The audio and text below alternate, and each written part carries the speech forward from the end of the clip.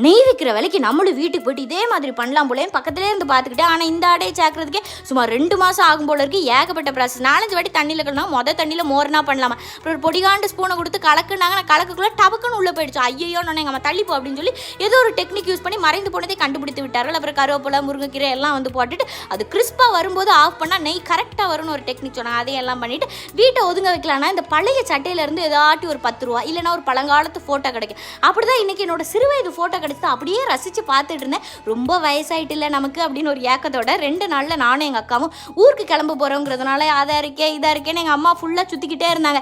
இந்த நெய் பண்ணும்போது மட்டும் நான் முகமூடி கொள்ளக்காரனாகவே மாறிடுவேன். ஏன்னா அது பண்ணும்போது ஒரு மாதிரி வாடையாக இருக்கும். ஆனால் அது பாட்டிலில் ஊற்றும் போது மட்டும் அவ்வளோ வாசனையாக இருக்காது. என்ன மாயமோ தெரியல. அப்புறம் இந்த பெங்களூரில் வந்து கிறிஸ்மஸ் ட்ரீ டெக்கரேஷன் பொருள் எல்லாம் வாங்கி வச்சாச்சு. அங்கே போய் எல்லாம் நான் தான் தனியாக செட் பண்ணணும். அதனால் இங்கே அதுக்கு முன்னாடி ஒரு ரிஹர்சல் பண்ணிடலான்னு சொல்லிட்டு எல்லாத்தையும் எடுத்து உடச்சி டெக்கரேஷனாக பண்ணி பார்த்தா அவ்வளோ அழகாக இருந்துச்சு.